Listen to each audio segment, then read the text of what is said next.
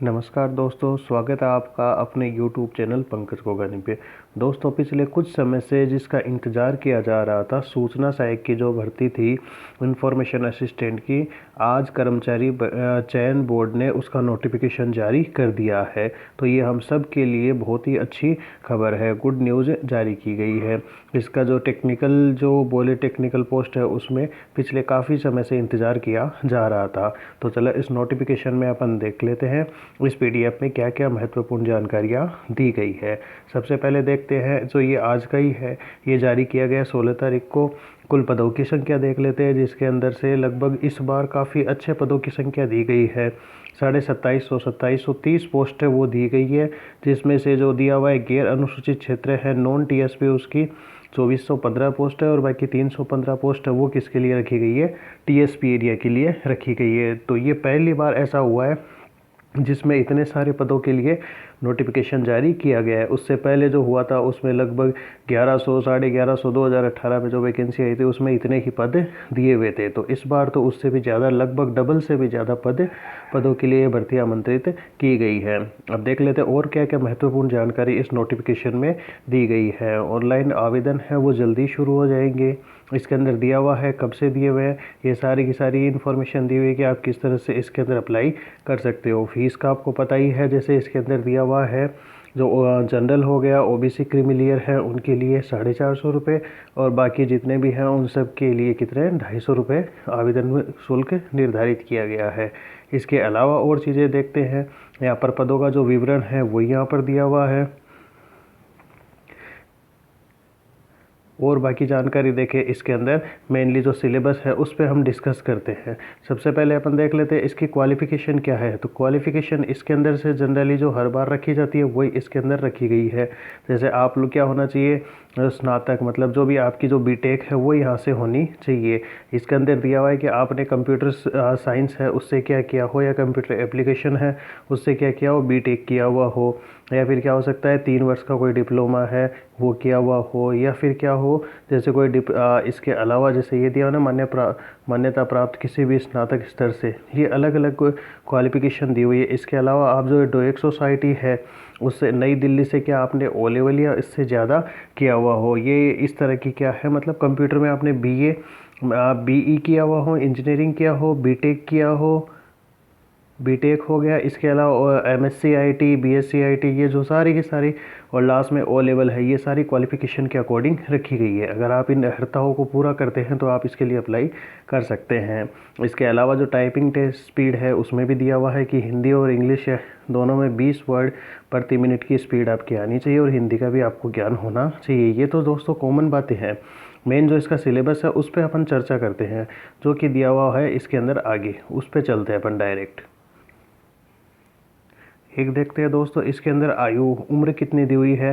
तो राजस्थान सरकार ने उम्र के अंदर तो भारी छूट दे रखी है, जिसके अंदर इसके अकॉर्डिंग यहाँ 21 साल से लेकर आप 40 साल तक आराम से इसके लिए अप्लाई कर सकते हैं। इसके बाद में दूसरी चीज़ देखते हैं कि इसके अंदर जो सबसे महत्वपूर्ण है कि जो ये दिया हुआ है यहाँ पर परीक्षा का स्थल, यानी कब परीक्षा आयोजित की जाएगी। तो सबसे महत्वपूर्ण बात यही है, बोर्ड ने पहले ही बता दिया है कि जो एग्ज़ाम है वो जुलाई माह के अंदर संभावित है, कभी भी जुलाई माह के अंदर कंडक्ट की जा सकती है। तो ये बहुत ही अच्छी खबर है। साथ में ही एग्ज़ाम के लिए मंथ भी उन्होंने बता दिया है। अब हम देख लेते हैं हमारा जो सिलेबस है वो क्या जारी किया गया है। तो सिलेबस के अंदर डायरेक्टली उस पर चलते हैं, उसी के ऊपर चर्चा करते हैं।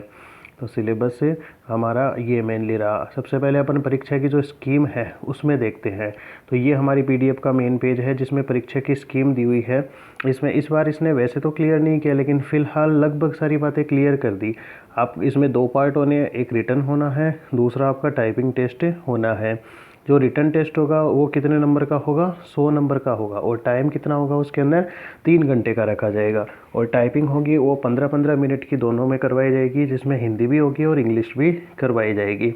और टाइपिंग के लिए इसने पहले ही क्लियर कर रखा है कि टाइपिंग के लिए आपको कोई भी मार्क्स है वो नहीं दिए जाएंगे, ये केवल योग्यता सूची में, मतलब यानी क्वालिफाई करनी है। टाइपिंग तो आपको क्वालिफाई करनी है।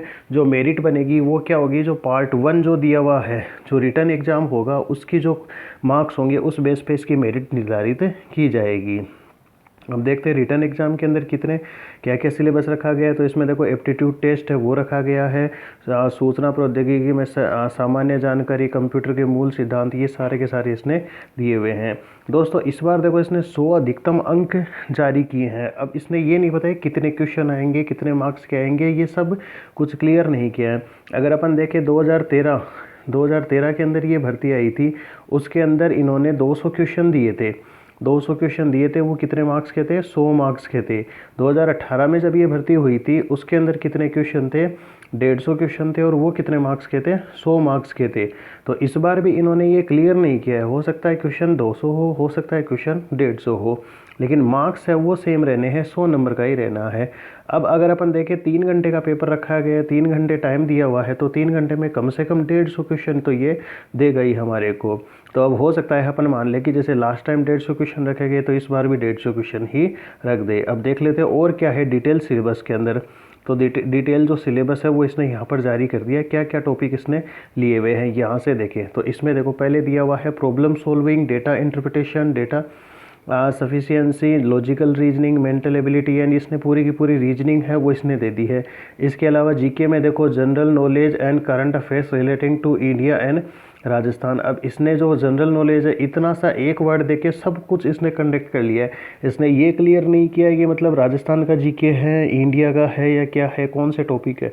सारा का सारा जीके है वो इसके अंदर इंक्लूड कर दिया है, हम कुछ भी नहीं छोड़ सकते। साथ में जो करंट अफेयर्स है वो भी इससे रिलेट करेगी, साथ में करंट अफेयर्स को भी पूछ लिया गया है। इसके अलावा major development in the field of information technology के फील्ड में जो जो नई एडवांस टेक्नोलॉजी आ रही है वो सारी की सारी इसमें रहेगी। और चीज़ें देखें तो overall computer system including input output device होगी, पॉइंटिंग डिवाइस होगी, स्कैनर हो गया।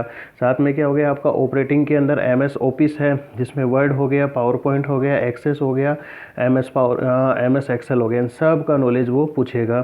साथ में जैसे डेटा के अंदर अपने से डिजिटल, जैसे अपन क्या करते हैं नंबर सिस्टम हो गया ना, जिसके अंदर इनके अंदर डिफरेंट पार्ट्स में इनको कन्वर्ट करना, डेसिमल को बाइनरी में, हेक्साडेसिमल के अंदर, इन सब के अंदर कन्वर्ट करना, वो भी अपने को पूछेगा। साथ में क्या होगा इसके अंदर जो इंटरनेट टेक्नोलॉजी प्रोटोकॉल हो गए, लेन मेन वेन हो गए, ये सारी की सारी चीज़ें इसमें पूछेगा। मल्टीमीडिया हो गया, ग्राफिक्स हो गया, voice mail, video conference, introduction of e commerce भी इसके अंदर ऐड कर दिया है। इसके अलावा और देखें तो जो सिलेबस का पार्ट है उसमें सिक्योरिटी से रिलेटेड, जिसके अंदर ये क्या वायरस हो गया, एंटीवायरस हो गया, फायरवॉल वगैरह हो गया, बैकअप एंड रिस्टोरेशन यूटिलिटी है, वो सारा सब कुछ इसने इंक्लूड कर दिया है। अब लैंग्वेज का पार्ट देखें तो देखो ये तो अपना MS ऑफिस का ही पार्ट था, इतना ज़्यादा डिटेल से नहीं है। ICT का पार्ट हो गया। अब देखें तो ये लैंग्वेज के अंदर इसने क्या रखी है, एल्गोरिथम रखी है, जिसके अंदर स्पेशली दिया हुआ इंट्रोडक्शन ऑफ सी लैंग्वेज को रखा गया। लास्ट टाइम जावा वगैरह का क्लियर नहीं था, लेकिन एक प्रोग्राम आ गया था, लेकिन इस बार इसने केवल सी लैंग्वेज को ही रखा है। प्रिंसिपल एंड प्रोग्रामिंग टेक्निक हो गया, इंट्रोडक्शन ऑफ ऑब्जेक्ट ओरिएंटेड, ये हो गया ना, OOP आ गया ना, ऑब्जेक्ट ओरिएंटेड प्रोग्रामिंग। ये इसने एक तरह से देखे तो जावा को, C++ को, जावा स्क्रिप्ट, ये तीनों लैंग्वेज इसने साथ में ले ली है।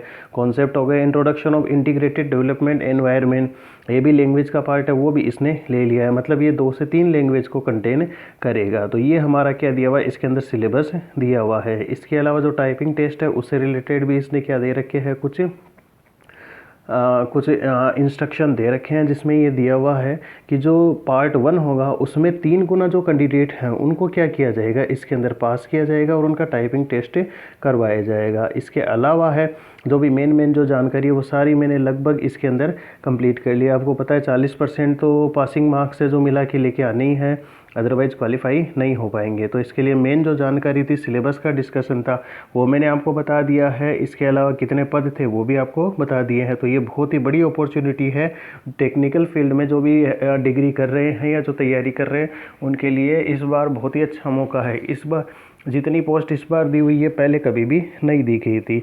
तो अब हमें मन लगा के इसमें और एकजुट होकर तैयारी के अंदर जुट जाना चाहिए।